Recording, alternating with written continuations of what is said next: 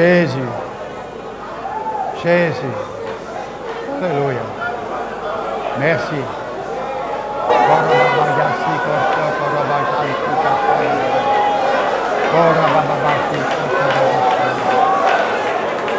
Merci. Merci. Merci. Jésus. Jésus. Seigneur, Seigneur, accepte la louange de ton peuple, de ceux que tu as rachetés par la foi, à travers ton sang. La reconnaissance de nos cœurs monte auprès de toi, Seigneur. Il est vrai, Seigneur, que nous ne sommes pas encore parfaits, mais nous avançons et nous cherchons la perfection qui est en toi. Mais nous sommes ce que nous sommes à cause de ta grâce envers nous, à cause de ton amour envers nous, à cause, Seigneur mon Dieu, de ce que tu nous as tant aimés, que tu es venu sur cette terre, prenant la nature humaine pour nous arracher d'entre les griffes de l'ennemi. Seigneur, nous arracher du péché et faire de nous des nouvelles créatures et faire de nous des enfants de ta famille, ton peuple, sauvé par grâce et par la foi. Ô Jésus, nous t'adorons, tu es merveilleux. Parle-nous maintenant, Seigneur, je t'en prie. Parle-nous encore. Merci, Père. Merci.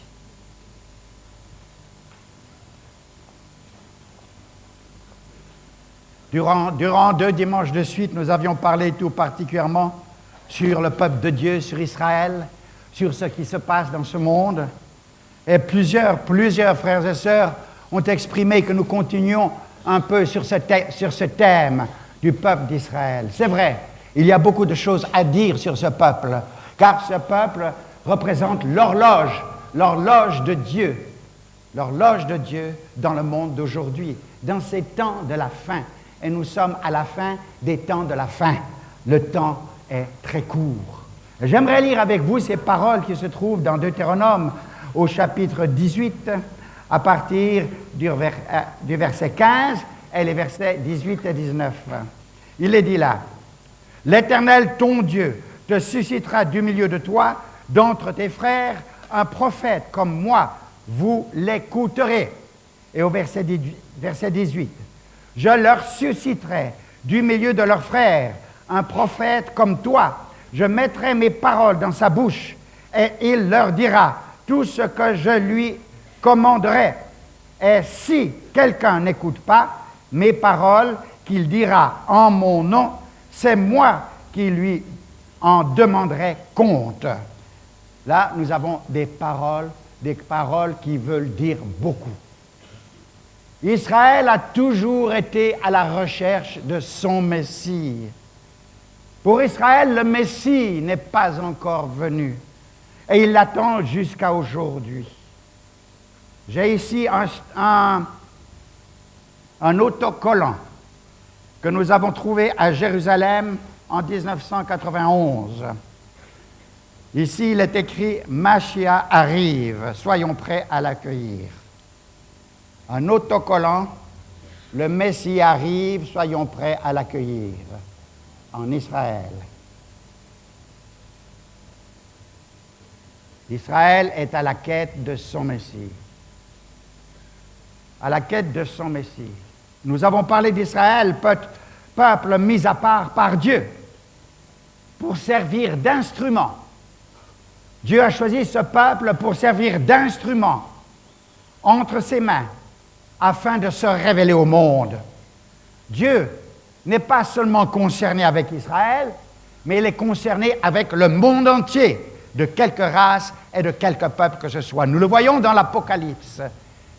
Cette foule immense qui adore le Dieu vivant qui les a sauvés de toute race, de toute langue, de toute tribu, de toute nation. Mais il fallait bien que Dieu cherche et trouve un moyen pour se révéler à ce monde. Et ce moyen, il l'a trouvé à travers un homme, comme nous l'avons déjà dit, Abraham, duquel est sortie une nation tout entière, une nation différente des autres, qui n'est pas parmi les autres nations, qui sert d'instrument entre les mains de Dieu, du Dieu unique, dans lequel Abraham a cru, du Dieu unique, du Dieu puissant, du Dieu créateur, du Dieu saint, saint, tellement saint, qu'il ne pouvait pas se révéler à travers une nation païenne qui croyait dans de multiples dieux.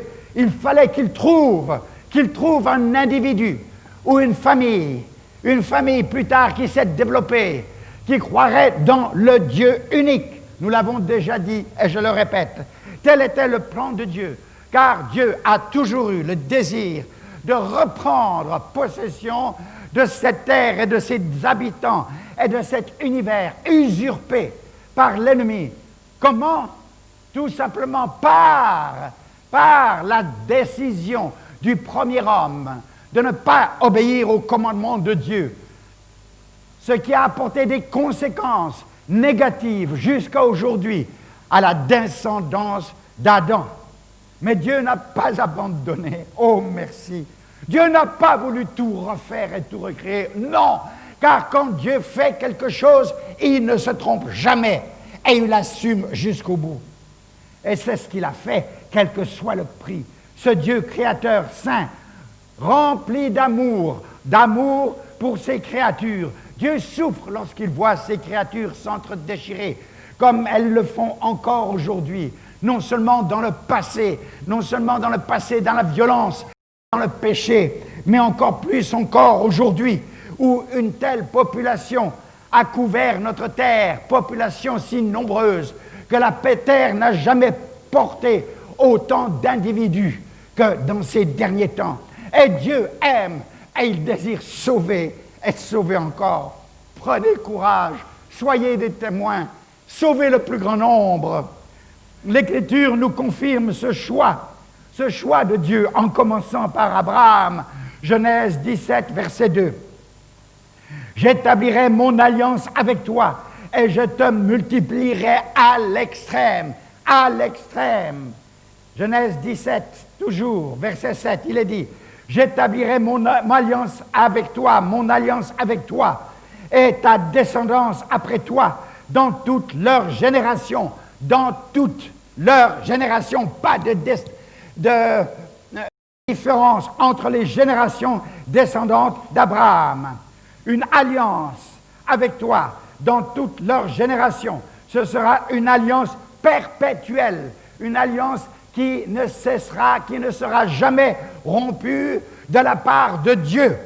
Une alliance perpétuelle en vertu de laquelle je serai ton Dieu et celui de tes descendants après toi. Voilà l'engagement de Dieu. Et quand Dieu s'engage, il ne revient jamais, jamais en arrière. L'histoire de ce peuple confirme les prédictions de l'Écriture faites des milliers d'années à l'avance. Nous avons une double confirmation à travers les Écritures et à travers l'histoire. Une double confirmation à travers l'Écriture, inspirée par Dieu, inspirée par le Saint-Esprit. Et à travers l'histoire des hommes et les événements actuels, une double confirmation de l'engagement de Dieu. Dieu n'a pas oublié son alliance. Non. Et si pour un temps, Israël s'est trouvé seul, abandonné de Dieu, c'est parce qu'Israël avait abandonné son Dieu, préférant les idoles, préférant les choses mortes, tout en servant Dieu dans un culte qui était devenu un culte mécanique, un culte tradition où le cœur n'y était plus. Et Dieu connaît le cœur de chacun. Et Dieu avait averti à l'avance. Dans Deutéronome 28, nous le lisons. Dieu avait averti à l'avance de toutes les calamités qui tomberaient sur eux si ils se séparaient de Dieu, si ils désobéissaient à ses commandements et rompaient leur côté de l'alliance. Ce que Dieu a dit, c'est véritablement passé. L'histoire nous le confirme. C'est exactement ce qui est arrivé. Mais Dieu n'a jamais rejeté son peuple, ni oublié son alliance vis-à-vis de son peuple qu'il avait rejeté pour un temps. Par lui, Dieu a voulu se faire connaître au monde et le plan de Dieu se poursuit. C'est pour cela qu'il a choisi un homme fidèle qui a cru en lui, à travers lequel un peuple différent, oui, nous le disons bien, un peuple différent des autres est sorti. Un peuple différent. Un peuple qui, à la suite de ses pères, a cru en lui, mais qui a eu beaucoup de difficultés à se soumettre et à lui obéir, et à obéir à ses commandements, et à rentrer dans les clauses de l'alliance. Qui, tant de fois, ce peuple, tant de fois, s'est égaré, et a été d'un cœur dur en résistant à la parole des hommes que Dieu lui avait envoyés, ces prédicateurs nombreux, qu'on appelait à cette époque-là des prophètes, et qui parlaient par l'inspiration du Saint-Esprit.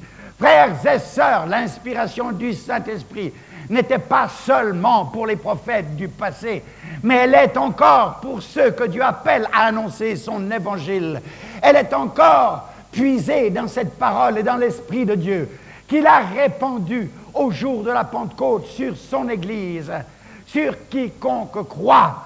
Pourquoi? Pour annoncer à travers un témoignage d'une vie transformée, d'une vie nouvelle, le témoignage de la vie acquise à travers Christ, gratuitement à la croix, à un monde qui se perd par l'inspiration du Saint-Esprit. Mais voilà, malgré tous ces errements, malgré tous ces égarements, il y a eu toujours dans le peuple de Dieu un reste fidèle, d'hommes et de femmes fidèles, qui ont été en bénédiction pour le monde entier, à travers les fidèles de ce peuple. Dieu a parlé, et c'est à travers les fidèles de ce peuple qu'aujourd'hui, non pas seulement aujourd'hui, mais depuis 2000 ans, nous avons la Bible qui est la parole de Dieu, la parole inspirée avec l'Ancien Testament, ainsi que toutes les lois morales et la connaissance pour tout ce qui est juste, pour tout ce qui est vrai, pour tout ce qui est honorable, pour la santé physique et la santé spirituelle de l'homme. Tout cela se trouve dans la Bible, dans tous les préceptes de l'Ancien Testament que Dieu a donné à son peuple pour que ce peuple soit un peuple fort. Ce sont des préceptes qui, médicalement parlant, sont justes, qui, moralement parlant, sont parfaits. Et nous ferions bien mieux de les mettre en pratique pour notre santé physique et pour notre santé spirituelle. Tout cela a été prévu. Et tous les codes de la morale du monde entier ont leur base dans les lois de Moïse. Autrement dit, dans la Torah. Par elle, nous connaissons ce qui est péché. Aujourd'hui, on rejette ces choses-là. Aujourd'hui, on légalise l'homosexualité, alors que même dans la Torah, on en parle et que Dieu punira de mort ceux qui commettent de telles choses, de tels égarements contre nature. Nous sommes dans un monde déséquilibré. Et plus que jamais, on rejette les lois et les commandements de Dieu. Que pouvons-nous avoir de retour en méprisant le Dieu puissant qui veut faire de nous des hommes en bonne santé, équilibrés moralement et physiquement à tout égard? Frères, sœurs, il est temps qu'ils reviennent. Par elle, nous connaissons qu'est-ce que le péché. Le péché que Dieu ne peut voir, le péché que Dieu ne peut supporter, et le péché pour lequel Dieu n'a d'autre solution que la punition par la mort. Le salaire du péché, c'est la mort. Donc, pour nous faire échapper à cette mort à laquelle nous étions tous condamnés, il a envoyé un substitut, Jésus, qui a pris cette condamnation sur lui, afin que nous soyons sauvés, car il nous a tant aimés. Il a aimé des hommes exécrables, mais il les a transformés. Et ça, c'est la puissance de Golgotha. Oh, par cette parole, nous connaissons ce que c'est que le péché. Et le Dieu saint qui ne peut voir le péché, avec lequel il n'y a pas d'impunité. Nous avons besoin de pardon. Nous avons besoin d'être sauvés. Nous, humains, chaque individu, quel qu'il soit, a besoin du salut. Par ce livre, nous savons que Dieu a ouvert une porte à travers le sacrifice de Jésus-Christ, le Messie, le Christ. Il a ouvert le Messie ou le Christ. Messie est hébreu, Christ est grec, c'est le même sens. Le Messie ou Christ, viendra-t-il? Viendra-t-il un jour? Et quand viendra-t-il? Voilà une question que se posent les Juifs jusqu'à aujourd'hui. Israël attend depuis des siècles son Messie. Israël pleure pour son Messie. Celui qui est oint, le Messie, c'est celui qui est oint par Dieu, revêtu d'autorité par Dieu, et de puissance, revêtu de puissance, le Rédempteur. Israël attend, il cherche son Rédempteur, qui un jour enfin sauvera Israël du joug de ses ennemis. Lisons dans Genèse 49, verset 10. Cela remonte de très, très loin. Genèse 49, verset 10. Voilà ce qui est écrit. Le bâton de commandement ne s'écartera pas de Juda, ni l'insigne du législateur d'entre ses pieds, jusqu'à ce que vienne le Shiloh et que les peuples lui obéissent. Jusqu'à ce que vienne le Shiloh et que les peuples lui obéissent. Shiloh, un terme pour désigner le Messie. Oh mon Dieu, on a vu dans la ville de Jérusalem et dans la ville de New York, dans les années passées jusqu'à aujourd'hui, des autocollants tels que celui-ci que je vous ai montré tout à l'heure. Cet autocollant avec cette inscription, nous voulons le Messie maintenant. Et celui que je tiens à la main, il est dit, Mashiach arrive. Mashiach arrive, soyons prêts à l'accueillir. Ceci se passe aujourd'hui. Israël est en quête de son Messie, À tout moment, à la Knesset, au Parlement israélien appelé Knesset, on fait référence à la venue du Messie. J'ai lu cela dans des ouvrages. On fait référence à la venue du Messie. Le journal séculier de Jérusalem, Jérusalem Post, et d'autres journaux séculiers font référence à tout moment aux besoins de la manifestation du Messie qui doit venir et délivrer Israël et le diriger. On lit ces paroles, quelques-unes de ces paroles, les voici. Il doit donner la paix à Israël. Alléluia. Il doit donner la paix à Israël. De nombreux livres à Jérusalem ont été édités, s'appuyant sur le Talmud et sur les enseignements bibliques de la Torah pour annoncer la venue du Messie. Vous trouvez ces livres dans les bibliothèques et les librairies de Jérusalem. Sur la radio, en Israël, on chante son désir languissant pour la venue du Messie et avec lui de la rédemption d'Israël. Les paroles de l'un de ces chants que souvent les jeunes aiment chanter disent ceci: Ô Messie, nous te voulons maintenant, viens vite et ouvre les portes, fais-nous revenir dans notre pays d'Israël. Combien de temps devons-nous encore attendre?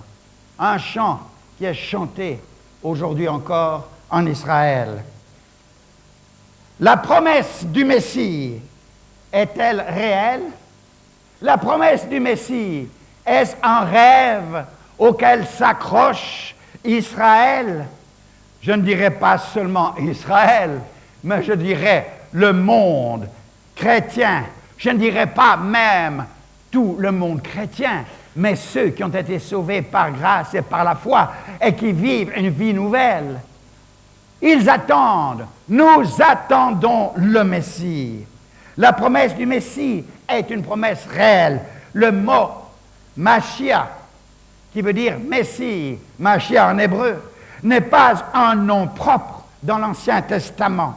Le concept de celui qui est oint, le concept de celui qui est oint a été prononcé par tous les prophètes d'Israël.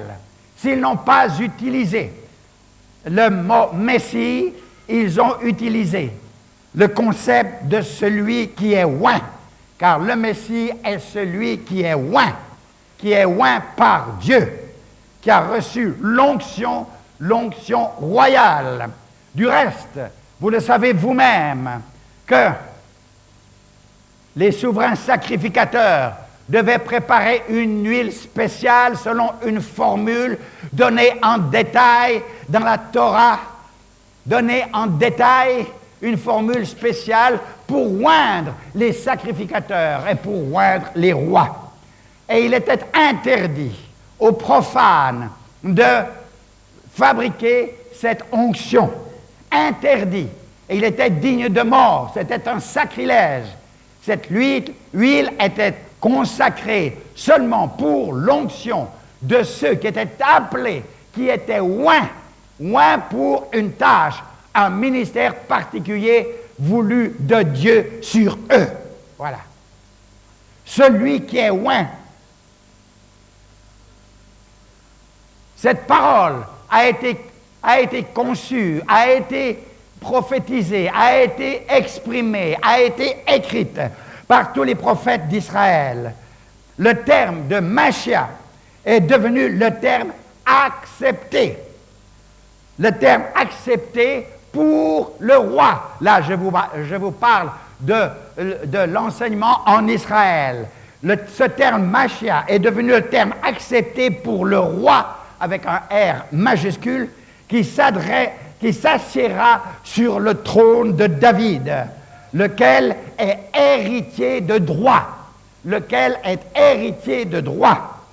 Ézéchiel, chapitre 34, versets 23 à 24. Voilà ce qui est dit. J'établirai sur eux un seul berger qui les fera paître, mon serviteur David. Il les fera paître, il sera leur berger.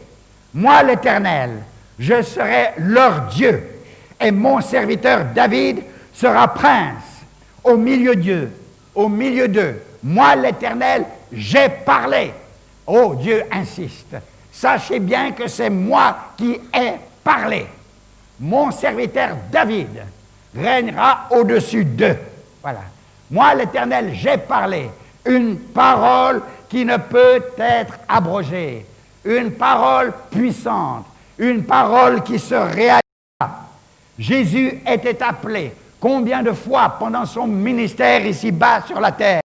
Fils de David. Même le mendiant Bartimée au bord de la route qui mendiait, entendant Jésus passer avec la foule, s'est mis à crier aussi fort qu'il le pouvait. Jésus, fils de David, aie pitié de moi. On savait en Israël que Jésus était de la descendance de David. On savait en Israël que le roi qui prendrait l'autorité suprême, serait de la descendance de David. Jésus, fils de David, aie pitié d'Israël, aie pitié de notre monde qui s'entre-déchire et qui se tue et qui est en complet désarroi dans lequel la foi n'existe plus. Un grand étudiant et chercheur érudit, juif messianique, ce qui veut dire juif qui croit au Messie Jésus, Un grand, donc, étudiant et chercheur érudit, juif messianique, le docteur Edersheim, a écrit en 1863 un livre intitulé « La vie au temps de Jésus le Messie ».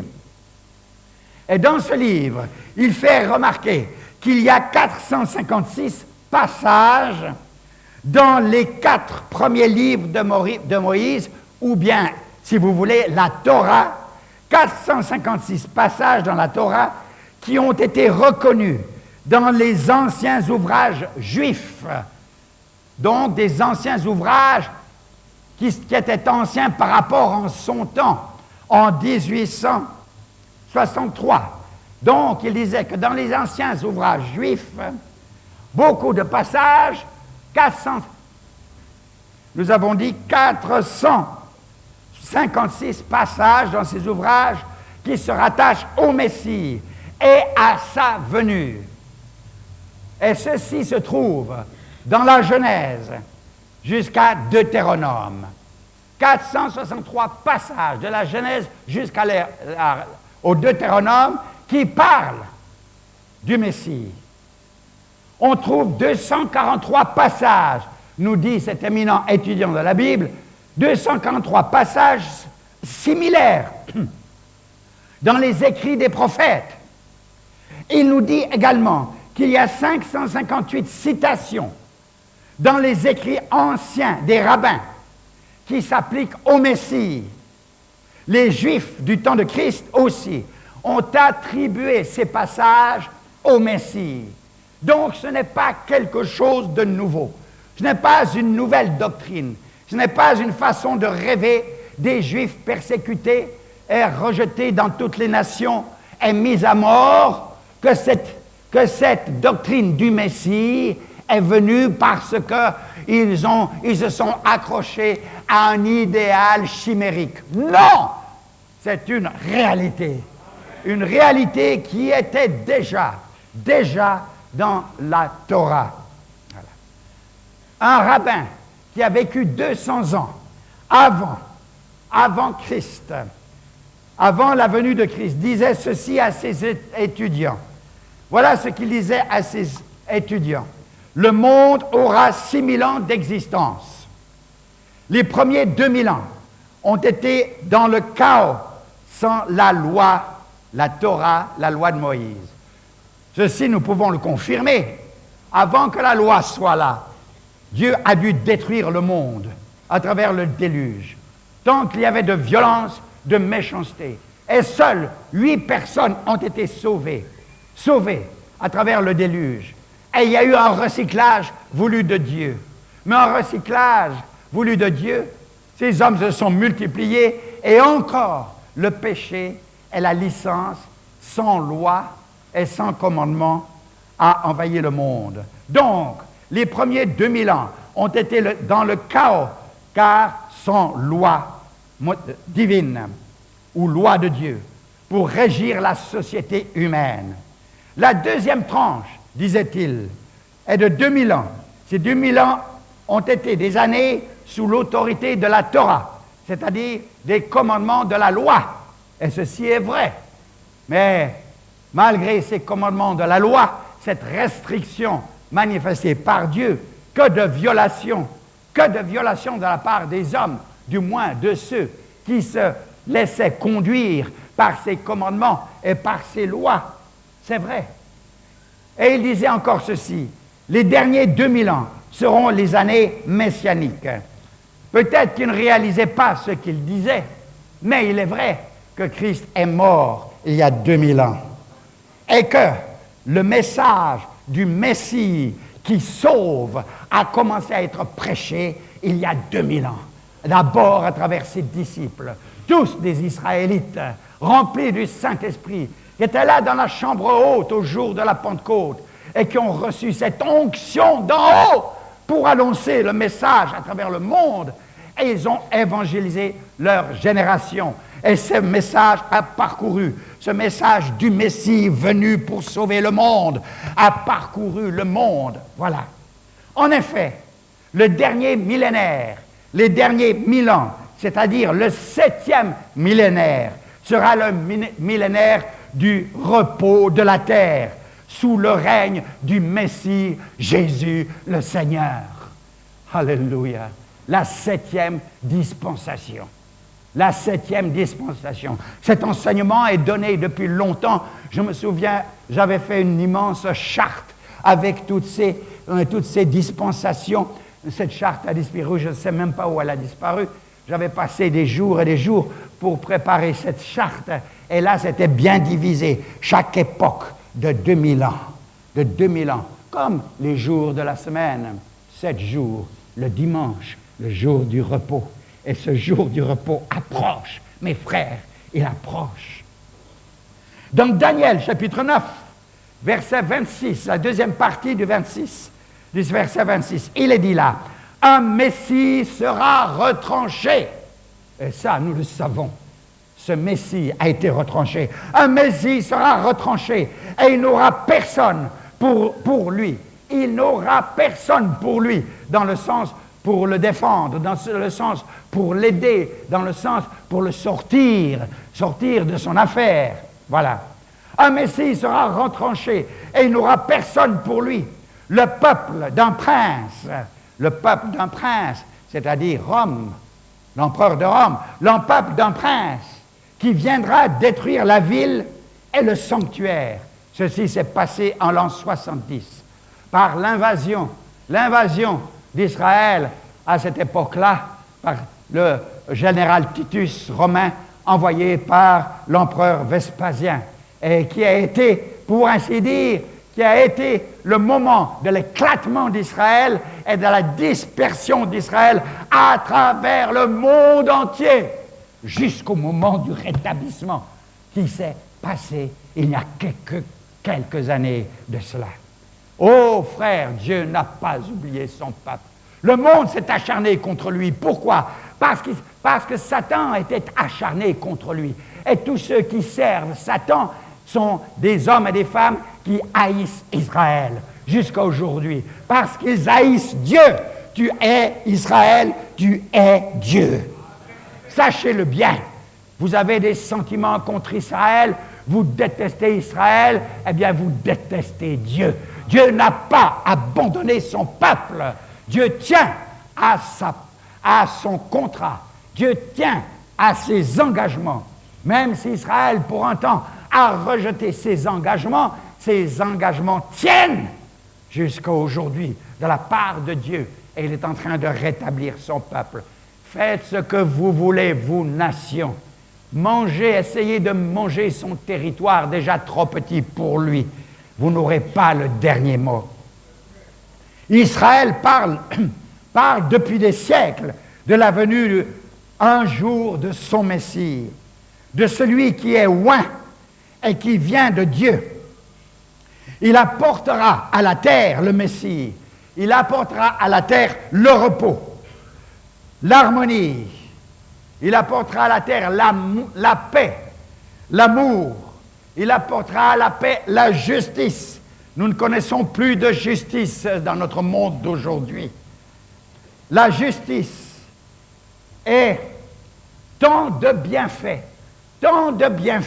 multiples que les hommes ont été incapables de donner à leurs semblables. Incapables. De quelle nature sera-t-il ce Messie? Voilà la question. Beaucoup se sont trompés en cela.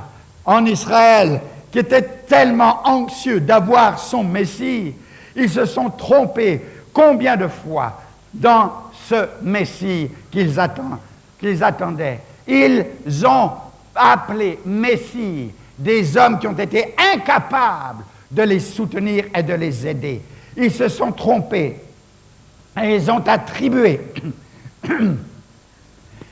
attribué cette charge à des hommes qui étaient incapables de sauver ni Israël ni le monde et qui sont morts tous comme des fils d'Adam ordinaires. Non, ce n'est pas ce genre de Messie que nous attendons. Ce n'est pas ce genre de Messie Quoi qu'il puisse faire peut-être de grands exploits et même des miracles, ce n'est pas ce genre de Messie que nous attendons. Mais frères, sœurs, je vous avertis, il viendra à un moment donné un homme supérieur, un homme habité par Satan, on appelle dans la parole de Dieu l'Antéchrist, qui va se lever d'une intelligence supérieure, et qui va essayer d'unir les nations. Et tout le monde, voyant son génie, se ralliera à lui. Et dans un premier temps, encore, malheureusement, Israël croira que c'est son Messie. D'abord des années de séduction, jusqu'au moment où il voudra se faire passer pour Dieu. Il se voudra se faire passer pour Dieu. Et à ce moment-là, Israël se réveillera et verra que ce n'est pas son Messie. Oh mes frères, encore des choses vont se passer dans ce monde. Israël attend son Messie, mais encore ses yeux ne peuvent percevoir et n'ont pas perçu encore la vérité. Et ils seront séduits dans un premier temps. Jusqu'au moment où, lorsque le Messie qu'ils attendent viendra et posera ses pieds sur le mont des Oliviers en face de Jérusalem. Et la Bible nous dit, ils reconnaîtront celui qu'ils ont percé. Et ils pleureront comme on pleure sur un premier-né qui est mort. Ils pleureront, ils se lamenteront, et ils diront, comment avons-nous pu nous tromper à ce point? Et tout Israël se convertira. Ces choses viennent bientôt. Moïse est toujours considéré par les Juifs comme un homme qui occupe une place de la plus haute importance, même au-dessus d'Abraham, duquel tous les Juifs descendent. Depuis 3000 ans, Israël a regardé Moïse comme leur plus grand prophète. Il a été un dirigeant unique.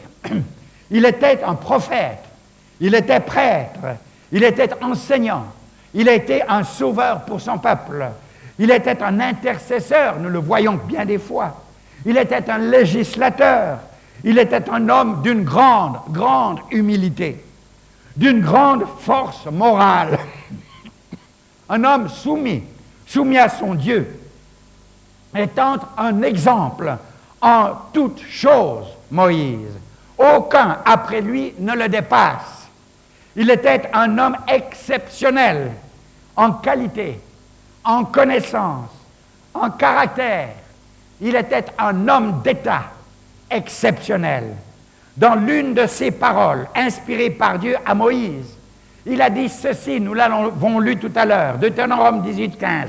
L'Éternel ton Dieu te suscitera du milieu de toi, d'entre tes frères, un prophète comme moi. Vous l'écouterez. Et au verset 18 et 19, je leur susciterai du milieu de leurs frères un prophète comme toi. Je mettrai mes paroles dans sa bouche et il leur dira tout ce que je lui commanderai. Et si quelqu'un n'écoute pas mes paroles, qu'il dira en mon nom, c'est moi qui lui en demanderai compte.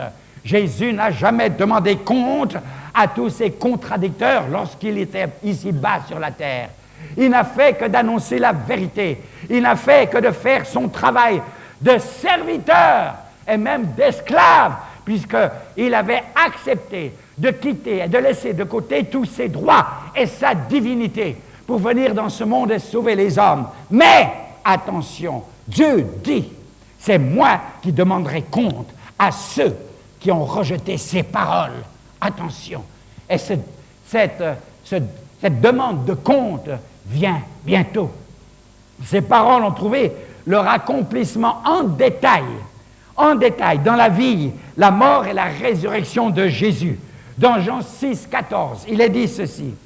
Ces gens, à la vue du miracle que Jésus avait fait, disaient entre eux, vraiment, c'est lui le prophète qui vient dans le monde. Ah, ils savent. Ils savent. C'était annoncé par Moïse. Ce ne sont pas des gens ignorants. Ils ont vu les miracles que Jésus a fait le jour de la multiplication des pains. Voilà.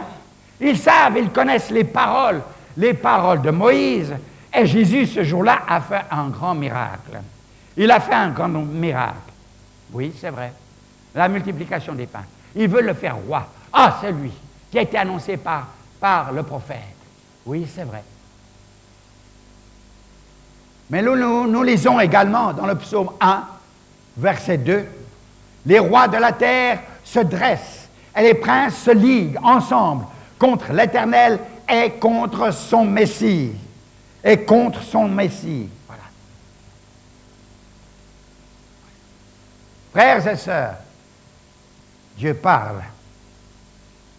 Le Talmud, c'est une vaste compilation des traditions juives relatives à l'Ancien Testament. Dans ce Talmud, on trouve beaucoup de renseignements concernant le temps de l'Ancien Testament. Il y a différents Talmuds. Il y a le Talmud de Babylone et le Talmud de Jérusalem. En général, les chrétiens préfèrent le Talmud de Babylone. Celui de Jérusalem, dans celui de Jérusalem, il y a toutes sortes de choses, d'histoires, de traditions qui semblent, à notre avis, qui ne sont pas véritablement bibliques. Mais dans le Talmud, nous avons beaucoup de renseignements. Le Talmud déclare ceci: le Messie doit être le plus grand des prophètes à venir, dans l'esprit de notre maître Moïse. Voilà ce qu'ils disent. Dans l'esprit de notre maître Moïse. Ils ont raison en ce qu'ils disent. Ce Messie est un homme, mais plus qu'un homme. Alléluia. Ce Messie est un homme, mais plus qu'un homme. Et c'est là où Israël s'est souvent trompé. Ils ont vu un Messie dans un homme simple. Or, le Messie duquel il est parlé, il est plus qu'un homme. Un homme, oui. Entièrement un homme, oui. Mais plus qu'un homme. Voilà. Et telle était la nature de Jésus. Plus qu'un homme. Dans Ésaïe 7,14, il est écrit. Et ceci nous rassure, car même l'Ancien Testament nous en parle. C'est pourquoi le Seigneur vous donnera un signe. Voici que la jeune fille est enceinte. Elle enfantera un fils qui lui donnera le nom d'Emmanuel. Ah! Qu'est-ce que cela veut dire? Le Seigneur nous donnera un signe. Voici la jeune fille qui est enceinte. Elle enfantera un fils, sa nature humaine. Son nom, Emmanuel, Dieu avec nous. Voilà, l'homme est Dieu. Dieu avec nous. Jésus, c'est Dieu avec nous. Elle lui donnera le nom d'Emmanuel, Dieu avec nous. En lui, il y a la nature divine. Le Messie est sorti de Dieu. Le Messie qu'attend Israël. C'est le Messie que nous attendons et dans lequel nous croyons est sorti de Dieu. Dans le Nouveau Testament, les évangiles et les épîtres, nous voyons que certaines prophéties messianiques se sont accomplies dans la vie de Jésus. Quelques exemples. Le temps passe trop vite. Quand les scribes ont envoyé des gens pour questionner Jean-Baptiste, ils dirent, dans Jean 1, 21, ils posèrent cette question à Jean-Baptiste, « Es-tu Élie ?» Là, il se référait à une prophétie du prophète Malachie, qu'Élie viendrait comme messager avant la manifestation du Messie. C'est pourquoi il demande, « Es-tu Élie? Es-tu celui qui annonce la venue du Messie ?» Et dans Malachie 3, 23, il est dit, « Voici, moi-même, je vous enverrai le prophète Élie avant la venue du jour de l'Éternel, jour grand et redoutable. » Ils se sont trompés. Et Jean-Baptiste a dit, « Je ne suis pas Élie. » Ils se sont trompés. Pourquoi? Parce qu'il est écrit aussi, avant la venue du jour de l'Éternel, jour grand et redoutable. Ce jour-là n'était pas grand et redoutable, selon la pensée de l'Écriture. Ce jour est à venir. Cette annonce du retour d'Élie avant le jour de la venue de l'Éternel est faite seulement ici dans l'Ancien Testament. Une seule référence dans le prophète Malachie. Nous voyons aussi Moïse et Élie avec Jésus sur le mont de la Transfiguration. Là, il y a un message que Dieu nous donne. Moïse et Élie sur le mont de la transfiguration. Matthieu 17, 3. Moïse et Élie leur apparurent. Ils s'entretenaient avec lui, avec Jésus. Ils s'entretenaient avec Jésus. Moïse, qui a annoncé la venue de celui qui viendrait. Élie, qui ne devait jamais connaître la mort, la révélation de Dieu par la voix des prophètes. Et Jésus, le Messie, qui vient délivrer Israël et le monde entier, et qui régnera sur cette terre pendant 1000 ans. Il y a donc une relation très étroite entre Moïse le prophète, législateur chargé de mission par Dieu pour ramener son peuple dans la terre promise. C'était la mission de Moïse. Et Élie, le grand prophète de l'Éternel, qui ne connaîtra jamais la mort, réuni avec Jésus. Ce n'est pas pour rien qu'il y a eu cette montagne de la transfiguration et que les disciples ont vu cela. C'est pour nous apporter un témoignage à nous jusqu'à aujourd'hui. Les Juifs pratiquants jusqu'à ce jour réservent à Élie une place à la table du repas de la Pâque. Et ils remplissent toujours une coupe de vin destinée à Élie, car il est, selon la prophétie de Malachie, l'annonciateur du Messie. Comme ils attendent le Messie au jour de la Pâque, ils lui réservent toujours une chaise, une coupe de vin et une assiette à leur table. Pourquoi? Ils s'attendent à ce qu'ils viennent d'un jour à l'autre. Le plus jeune garçon de la famille doit ouvrir la porte de la maison pour laisser entrer Élie afin qu'il se joigne au repas. Jusqu'aujourd'hui, cette chose se fait. Le Messie, ils l'attendent pour la première fois, eux. Mais nous l'attendons pour la deuxième fois. Comme celui qui va enfin prendre l'autorité entière sur la terre et établir son royaume. Une autre question est posée. Je passe mon temps, excusez-moi, débrouillez-vous pour la télé. Une autre question est posée par les Juifs à Jean-Baptiste. Jean, chapitre 1, verset 21. Voilà. Cette question est posée par les Juifs. Es-tu le prophète? Il pose cette question à Jean. Es-tu le prophète? Cette question, d'abord, ils ont dit, es-tu Élie? Maintenant, ils disent, es-tu le prophète? Cette question se rapporte aux paroles inspirées de Moïse, disant que Dieu enverra un prophète comme lui. Es-tu le prophète? Dans Jean 1, 45, il est encore dit, Philippe trouva Nathanaël et lui dit, nous avons trouvé celui dont il est parlé dans la loi de Moïse et dans les prophètes, Jésus de Nazareth, fils de Joseph. Ils connaissent, ils attendent. Que ce soit les pharisiens ou les scribes, aussi hypocrites qu'ils soient, ils savent. C'est pourquoi ils étaient responsables.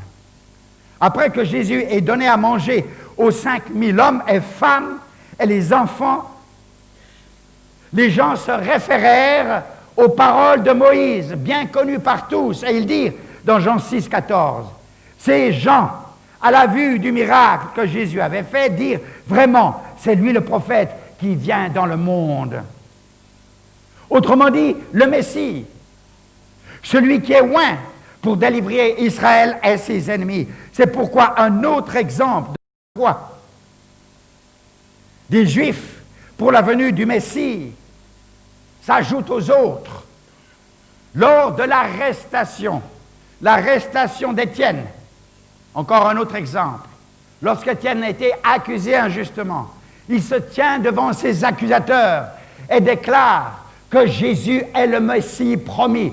Actes 7, 37 et 38. C'est ce Moïse qui a dit aux fils d'Israël, Dieu vous suscitera d'entre vous un prophète comme moi. Israël attend son Messie, son libérateur, son rédempteur, son sauveur. Quand nous analysons la vie de Moïse et celle de Jésus, nous y trouvons beaucoup de similitudes. Et ceci dépasse le contrôle humain. Ce n'est pas fabriqué par des hommes. Ceci dépasse toute manipulation humaine. Je vous ne dis pas le détail, nous n'avons pas le temps. Mais il y a plus de 20 similitudes entre Moïse et Jésus. On pourrait continuer, c'est vrai. L'évidence est démontrée que Jésus est le Messie annoncé, le prophète, comme Moïse. Mais alors la question reste, pourquoi alors est-ce qu'Israël a rejeté son Messie? Nous le verrons plus tard. Baissons la tête. Mon frère, ma sœur, avez-vous accepté ce Messie? Avez-vous accepté ce libérateur? Avez-vous accepté ce sauveur? Il vous appelle aujourd'hui. Le temps est court. La Bible nous démontre que c'est lui. Lui, et il n'y en a point d'autre, qui est le Messie, le Seigneur, le Sauveur. Et aujourd'hui, il vous appelle à rejoindre ses rangs. Voulez-vous le reconnaître comme étant le Messie de votre vie et mettre votre vie en règle devant lui? Alors levez-vous, s'il vous plaît, là où vous êtes. Levez-vous en témoignage de votre acceptation du Messie, Jésus, le Sauveur. Que Dieu vous bénisse. Y en a-t-il encore? Ô Jésus, que Dieu vous bénisse. Seigneur, mon Dieu, je vous demande, s'il vous plaît, restez dans les rangs. Restez dans les rangs. Personne ne sort de l'Église maintenant. Ô Jésus, y en a-t-il d'autres encore? Que Dieu vous bénisse. Merci, Seigneur, pour ces hommes et ces personnes qui, aujourd'hui, veulent accepter Jésus le Messie dans leur vie. Mon frère, ma sœur, si tu crois, tu seras sauvé. Si tu ne crois pas, tu le verras de tes yeux, mais tu ne pourras pas être sauvé. Car le jour du salut, c'est maintenant. Le jour de la grâce, c'est maintenant. Il y a un moment où la grâce aura passé. Et c'est par amour que le Seigneur a donné sa vie pour toi, afin que librement tu l'acceptes, tu le reçoives, et que tu aies la vie en lui. Seigneur, bénis ces hommes et ces femmes, je t'en prie. Inscris leur nom dans ton livre et qu'ils reçoivent le Messie, Seigneur, le Sauveur, dans leur vie. Celui qui est venu et qui a pris la nature de l'homme. Oh, mais qui était plus qu'un homme. Merci, Seigneur. Je te demande, Seigneur mon Dieu, veuille sanctifier cette offrande et ces dîmes que tes enfants te présentent aujourd'hui. Et que tout cela serve à ta gloire. Au nom de Jésus. Prenez vos places. Merci.